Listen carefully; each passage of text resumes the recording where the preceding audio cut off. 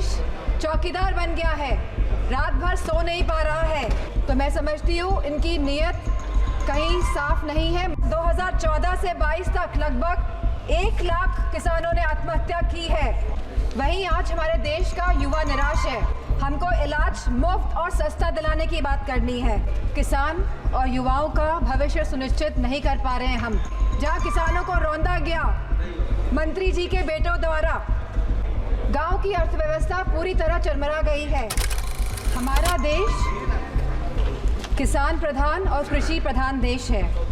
अगर हमारे किसान और युवाओं का भविष्य सुनिश्चित नहीं कर पा रहे हैं हम, तो मैं समझती हूँ कहीं ना कहीं हम सब अपने फर्ज से डगमगा रहे हैं। जहाँ वित्त मंत्री ने 9 प्राथमिकताओं की बात करी और कृषि को जहाँ पहला स्थान दिया गया, वही मैं वित्त मंत्री से पूछना चाहती हूँ कि कृषि ग्रामीण अर्थव्यवस्था की वृद्धि दर क्या है।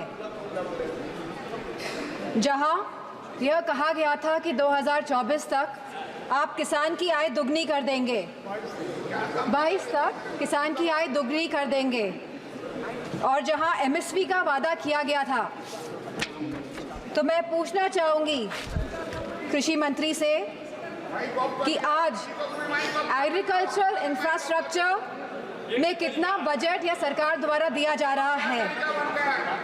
यूपी को इस बजट के तहत क्या मिला है। क्या एक भी मंडी पिछले 10 सालों में उत्तर प्रदेश में बनी है।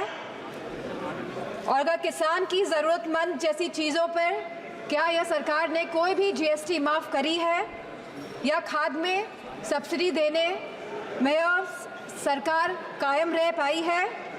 और जहां खुद प्रधानमंत्री आए थे उत्तर प्रदेश में विधानसभा चुनाव में, और उन्होंने वादा किया था उत्तर प्रदेश की जनता को, उत्तर प्रदेश के लोगों को, कि वो आवारा मवेशियों की समस्या से किसानों को हल दिलाएंगे, निजात दिलाएंगे।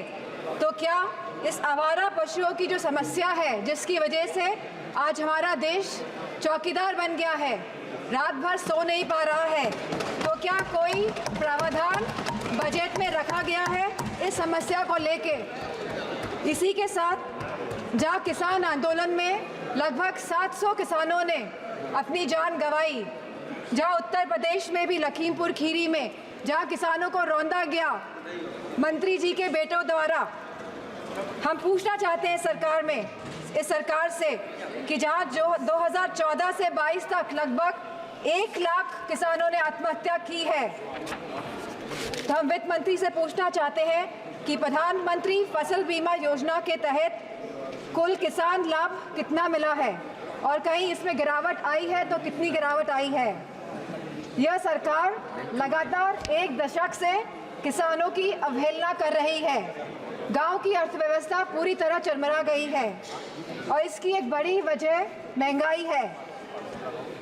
और जहां मनरेगा में इस सरकार ने 89,000 करोड़ का बजट दिया है, तो हमारी मांग है कि कम से कम 100 दिन की वेजेस मनरेगा के तहत लोगों को सुनिश्चित करी जाए, और लगभग 20% मनरेगा का बजट बढ़ाया जाए। इसी के साथ शिक्षा बजट में भी लगातार हमारा घट रहा है, जहां यह केवल आज 2.5% है of the total budget spending allocation, और जहां यूनेस्को ने ये बेंचमार्क दिया है कि लगभग यह 4 से 6% तक होना चाहिए। वहीं यूजीसी के फंड्स लगातार घटाए जा रहे हैं, और इसको लगभग इस बार 7 से 61% घटा दिया गया है। जहां हम बात करते हैं सस्ती और अच्छी शिक्षा की, वहीं यह सरकार लगातार शिक्षा बजट जो कम कर रही है। तो मैं समझती हूँ इनकी नीयत कहीं साफ नहीं है, मंशा कहीं सही नहीं है हमारे देश के युवाओं के और स्टूडेंट्स के प्रति। वहीं आज हमारे देश का युवा निराश है, जहां निराशा संभव को भी असंभव बना देती है। तो मैं समझती हूँ जो वादे किए गए थे, जो रोजगार को लेके, सरकार पूरी तरह इसमें विफल रही है, और लगातार बेरोजगारी दर बढ़ रहा है। जहां आज ये बेरोजगारी दर 9.2% है, और जहां महिलाओं का बेरोजगारी दर 18.5% है, तो मैं समझती हूँ लगातार युवाओं का मनोबल गिराने का काम इस सरकार ने किया है। और अग्निवीर जैसी योजना ला के इस सरकार ने नौजवानों का, युवाओं का, इस देश की प्रतिष्ठा का, सम्मान गिराने का काम किया है। जो सरकार सोशल जस्टिस की बात करती है, लेकिन आज भी यह सरकार जातिगत जनगणना से अपना मुंह मोड़ रही है, जहां अनुसूचित जाति जनजाति पर होने वाले अपराध लगातार बढ़ रहे हैं और उत्तर प्रदेश में यह अपराध नंबर 1 पे है। और साथ ही महिलाओं के साथ जघन्य अपराध लगातार बढ़ रहे हैं। उत्तर प्रदेश आज इसमें भी टॉप लिस्ट पर है। तो मैं पूछना चाहती हूँ कि महिलाओं को सुरक्षा को लेकर यह सरकार क्या कर रही है। और जहां उत्तर प्रदेश में समाजवादी पार्टी की सरकार ने 1090 जैसी सेवाएं चलाकर हमने अपनी माताओं, बहनों, बेटियों को सम्मान दिलाने का, उनका हक दिलाने का काम किया था, तो इस बजट में क्या प्रावधान रखा गया है महिलाओं की सुरक्षा को लेकर। वहीं आज अगर स्वास्थ्य की बात करें तो लगभग 1.9% ऑफ जीडीपी आज का खर्चा ये बजट दे रही है स्वास्थ्य के लिए। स्पीकर महोदय, there is no focus agenda for the healthcare of the country. Irrespective of the fact we are speaking about India being the 1st largest economy and moving towards the 3rd largest economy. And if we see the fast growing population of the country, so 1.9% of the budget is very less for the health services of the country. Sir, decision to exempt 3 cancer drugs is a welcome move by the finance minister, but it is a very small step in the right direction.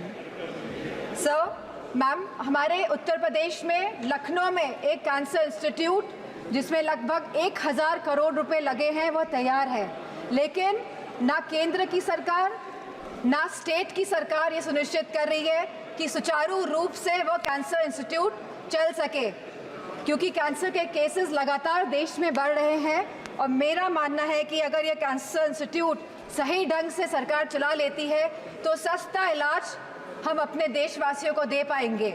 Very good suggestion. Very good suggestion. Ma'am, there is a massive gap between the demand and supply in the healthcare center, in the healthcare infrastructure. The doctors, the nurses, the technicians, इन सब की बहुत भारी कमी है।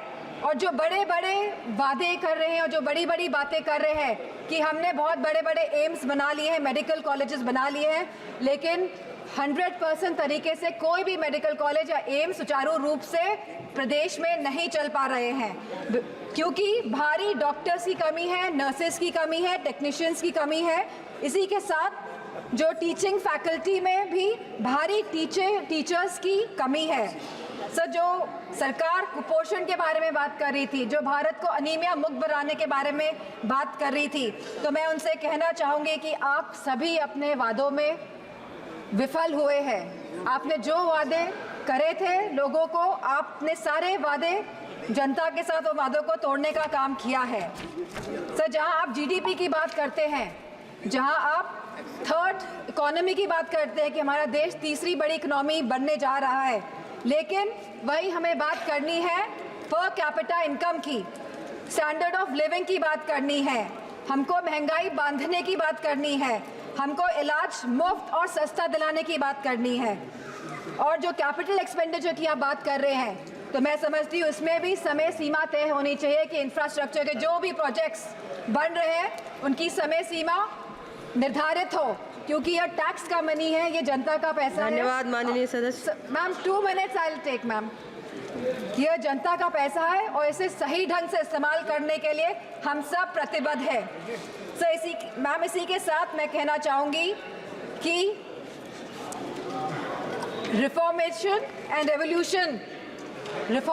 and revolutionary changes can come in the country even after 11 years, but the dedication and concentration is required from the government. Nothing can alter the past, but responsible behavior by the government. And I'm not playing a blame game here.